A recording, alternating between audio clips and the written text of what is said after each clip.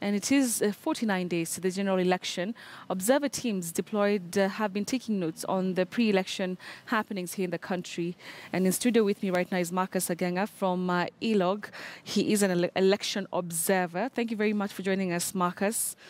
So it has been quite a packed few weeks after the campaign period was officially started. And obviously, even just taking a look at the notes that you've given me, quite a number of things that as ELOG you've been able to observe. But generally speaking, from your point of view, how has this, how have the campaigns been, and even the reaction from the people in regards to these campaigns, the rallies and everything we've been seeing? I think from ELOG's point of view, we have deployed 290 observers. That is one person per constituency. Okay. To be able to speak to the pre-electoral environment, including campaigns. In addition to 290 observers that we have on the ground, we have also deployed 94 special interest group observers whose main mission is to observe the participation of the so-called the special interest groups and how they are participating in the campaign process. Okay. And overall, we are seeing trends. As you read our reports, trends of violence, mostly targeting women and people living with disability. We are also seeing trends of use of derogatory language, again geared towards either a section of population or a community. But we're also seeing that the use of state resources to be able to campaign for either individuals or to a coalition. Okay. So these are trends that we are observing keenly. We are also seeing trends of violence that we have seen in Siaya County, in Bungoma County, and in Nairobi. And again, this violence is targeting a number of the special interest groups. Okay. Yes. Interesting. And I'd like us to start from something that you've mentioned that is quite alarming, that some of the violence that we've seen is being targeted at women and people with disability. How so? Like, for example, targeting in this sense that there are occasions where the women are victims. Or they're victims. It's not like an intentional... Yes, yes. No, it is not. Sometimes they're victims of violence. Like one of our reports indicates of what happened in Siaya County last week, where there was a campaign rally being addressed by a number of candidates, and the rival camps between the incumbent and someone who won the same seat fought, and a woman who was carrying a child had to suffer as a result of that. And then we are saying as observers that every part of our population should be allowed to participate in the campaign process. It's a right to be able to participate. Yes. So when you have, or when you entertain such a situation where violence is happening, then you are excluding people from participating, and it can't be free and fair process. All right, interesting. So alternatively, there are occasions where the youth, for example, which is a section of the special interest groups, they become perpetrators themselves. Oh, really? Like what we saw in Bungoma, where the youth are reportedly being used by a number of candidates to vet out and to be agents of violence.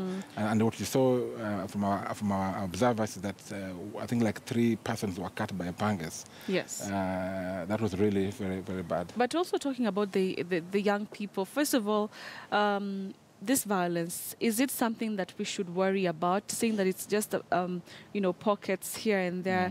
Is it like a message that we should be extra careful, extra vigilant, as we head closer to the election? I think ELOG takes great concern about the trends. You see, the mission of our long-term observation mission is to assess the environment the way it is. Because for us to be able to speak to the final results, like ELOG always maintains, that elections is not an event. It's a process. And every process requires certain actors to be able to participate in. Now, the trend of violence that you observe in parts of the country is indeed is alarming.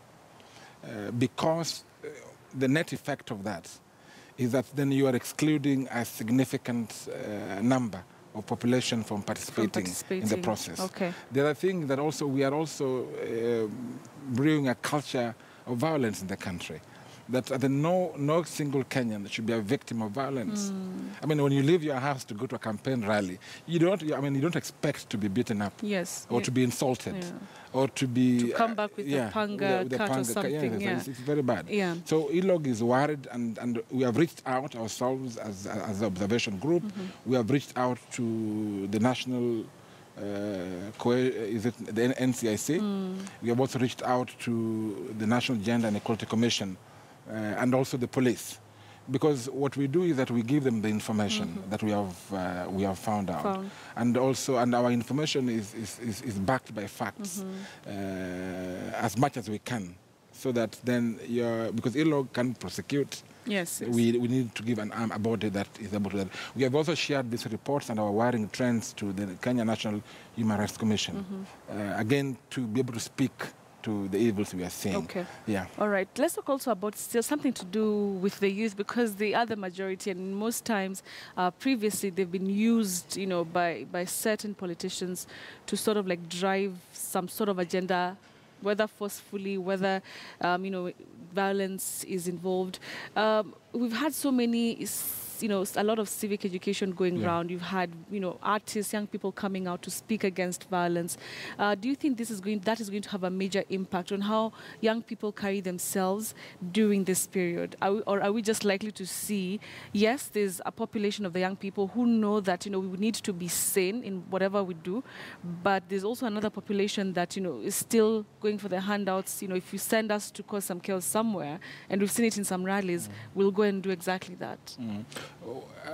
I think from the other thing that we are doing ourselves as ILOG, one of the things we are monitoring is how civic and voter education is being carried out. Okay. Because a number of these things happen because either lack of information, lack of exposure to some of the evils, or what the law says against violence, electoral violence.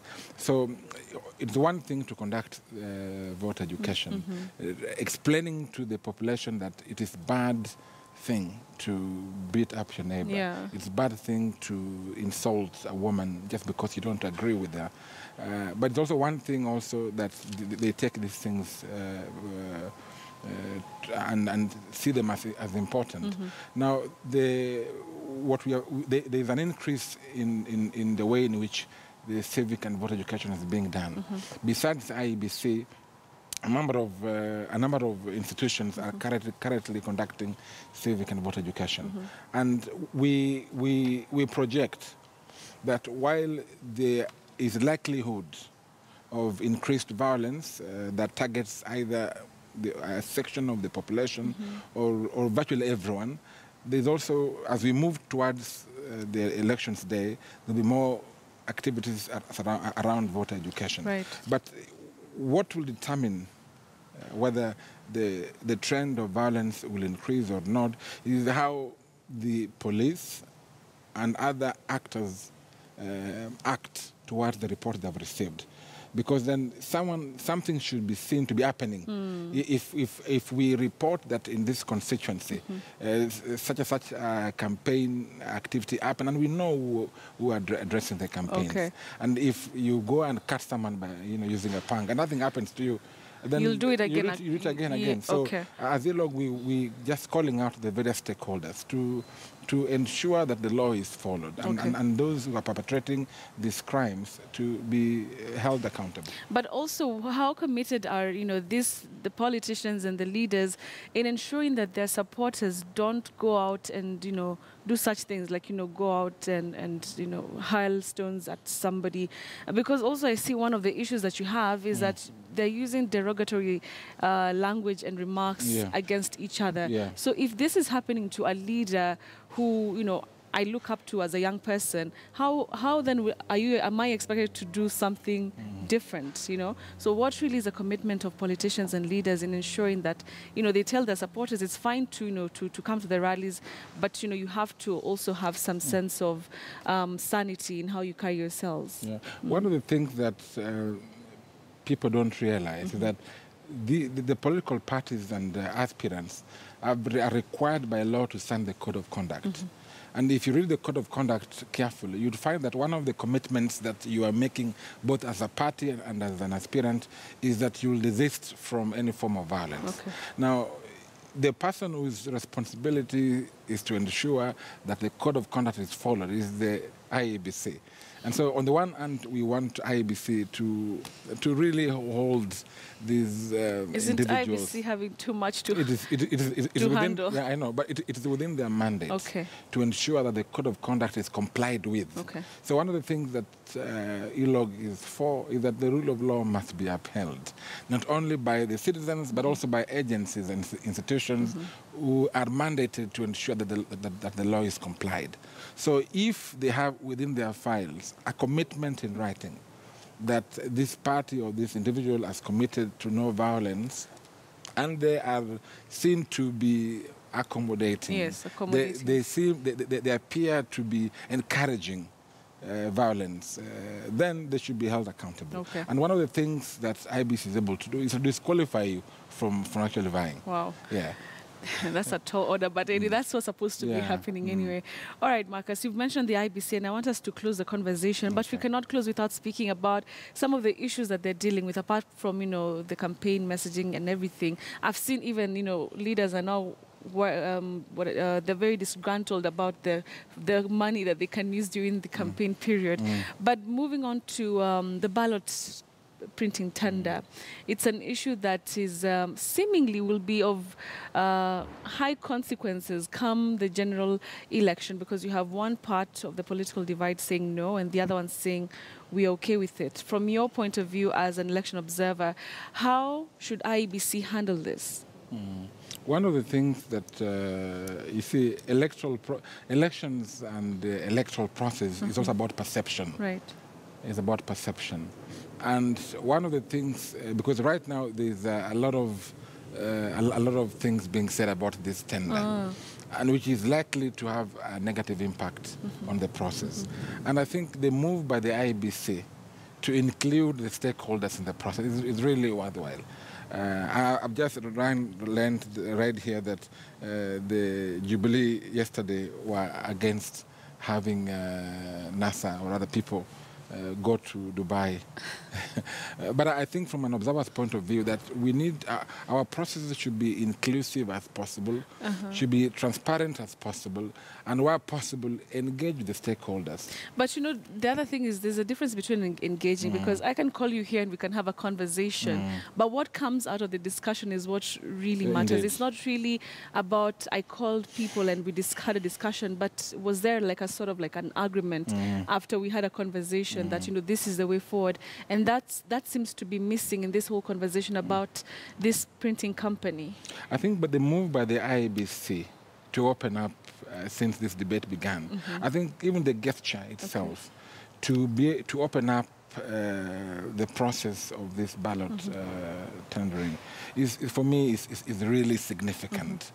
And I think it's the time that I think we need to use that opportunity to interrogate even the firm that has been granted this opportunity. Because if you don't allow people to engage with the process, to interrogate the process, to even question the decision that you arrive at, then the net effect is that your processes will be questionable.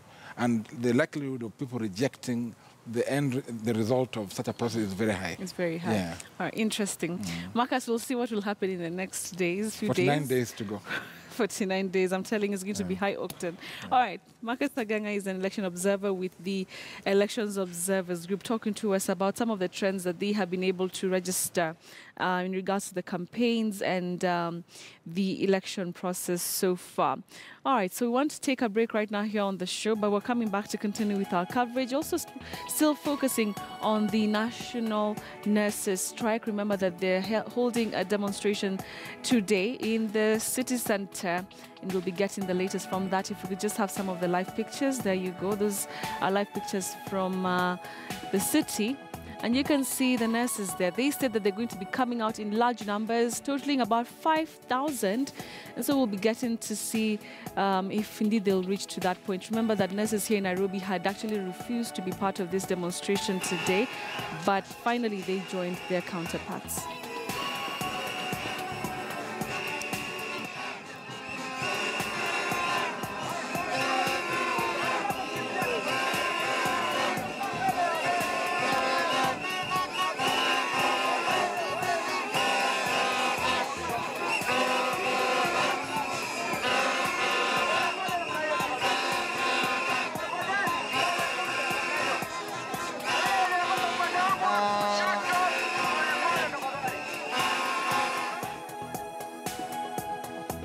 All right, live pictures there from the city center.